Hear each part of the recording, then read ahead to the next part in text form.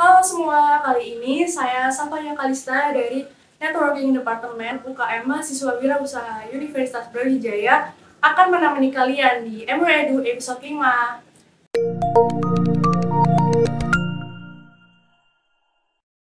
Di MWEDU ini, kali ini kita akan membahas suatu hal yang khusus buat sobat-sobat cuan buat memasarkan produk atau jasa yang pengen dijual. Jadi, yang kita bahas kali ini itu mengenai marketplace Facebook. Akhir-akhir ini, marketplace dari Facebook sudah banyak digunakan untuk perusahaan besar memasarkan brandnya. Facebook sudah menjadi sebuah platform media sosial yang ada di 70 negara dan masih digunakan oleh 800 juta orang setiap bulannya. Nah, inilah mengapa kita harus memasarkan produk kita di platform ini. Lalu, marketplace di Facebook itu seperti apa sih? Jadi, marketplace Facebook adalah salah satu fitur yang dimiliki Facebook untuk menghubungkan calon penjual dengan produk yang ingin mereka beli. Dapat dikatakan marketplace Facebook ini adalah e-commerce berbasis sosial karena pengguna dapat saling berinteraksi seperti halnya menggunakan media sosial. Akan tetapi, dalam marketplace ini tidak ada fasilitas untuk bertransaksi. Walaupun tidak bisa menjadi tempat untuk bertransaksi, marketplace Facebook ini dapat menjadi tempat pemasaran yang gratis dan mudah, mempertemukan kita dengan calon pembeli yang berpotensi untuk membeli produk kita.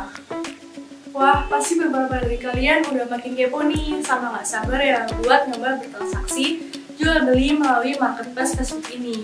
Terus, aku juga mau ngasih tahu nih, apa sih keunggulan dari marketplace Facebook ini? Yang pertama, untuk bisa bertransaksi di marketplace, kalian tidak perlu membuat akun lagi. Kalian cukup hanya dengan login ke Facebook, kemudian menuju ke halaman marketplace. Lalu yang kedua, adanya filter untuk memilih produk berdasarkan kota dengan radius, tentu akan mempermudah kalian untuk mencari produk yang ada di sekitar tempat tinggal kalian. Lalu yang ketiga, bisa memfilter range harga. Dengan memfilter harga, kita bisa dipertemukan dengan penjual yang melalui barangnya sesuai dengan budget yang kita miliki. Dan yang keempat, bisa berkomunikasi dengan mudah antara penjual atau pembeli melalui Facebook Messenger.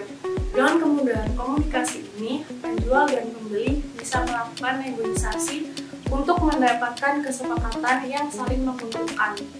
Yang kelima, untuk barang dagangan berupa kendaraan bermotor, Facebook Marketplace ini menyediakan pengembangan yang cukup detail, seperti model dan tipe mobil yang dijual oleh perorangan ataupun dealer, kilometer penggunaan, jenis transmisi, dan beberapa filter lainnya.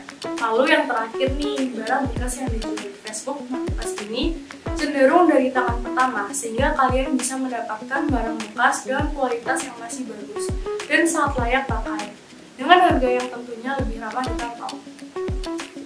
Tapi rasanya kurang lengkap ya kalau kita harus bahas keunggulannya aja tanpa bahas kekurangannya juga. Jadi di setiap marketplace pasti ada kekurangan, tak terkecuali marketplace Facebook ini. Mumpung masih sama aku nih, aku mau ngasih tahu juga beberapa kekurangan dari marketplace Facebook ini. Yang pertama, Facebook Marketplace ini belum mempunyai sistem pembayaran yang terintegrasi, sehingga semua transaksi di dalam Facebook Marketplace dilakukan di luar aplikasi, sehingga marketplace Facebook ini kadang lebih terkesan sebagai katalog online. Lalu yang kedua, beberapa penjual tidak memasukkan harga yang benar. Misal seperti smartphone seharga 1 juta, penjual hanya memasukkan nominal sebesar Rp1.000, sehingga hal ini akan mengurangi keakuratan dari filter penyaringan harga yang dimiliki oleh marketplace Facebook ini. Dan yang terakhir, Facebook juga dianggap kurang aman oleh beberapa orang karena sebagian besar transaksi yang dilakukan dengan sistem pembayaran secara langsung dengan bertemunya penjual dan pembeli, sehingga kalian bisa saja bertemu dengan orang yang kurang menyenangkan. Tetapi hal ini belum tentu selalu terjadi ya kalian. Nah, setelah tadi kita membahas tentang kekurangan dan keunggulan dari marketplace Facebook ini, aku juga mau ngasih tips nih buat kalian yang ingin bertransaksi di Facebook Marketplace supaya kalian bisa lebih nyaman saat bertransaksi di Facebook Marketplace ini. Yang pertama, berikan tanggapan yang ramah kepada konsumen. Tidak hanya kualitas produk, berikan juga pelayanan yang ramah. berusaha untuk selalu menanggapi dengan senang hati semua pertanyaan maupun keluhan konsumen. Lalu yang kedua, menulis deskripsi yang jelas mengenai produk. Bukan tidak mungkin produk yang dijual akan sama jenisnya dengan penjual lain. Untuk menyiasatinya bisa dilakukan dengan cara membuat deskripsi produk yang unik. Yang ketiga, menambahkan foto produk yang real. Berjualan di marketplace artinya konsumen tidak akan bisa melihat barang secara langsung. Namun, mereka masih tetap bisa membayangkan dengan melihat visualisasi produk melalui gambar ataupun foto. Maka dari itu, jangan lupa untuk menambahkan foto selain deskripsi produk.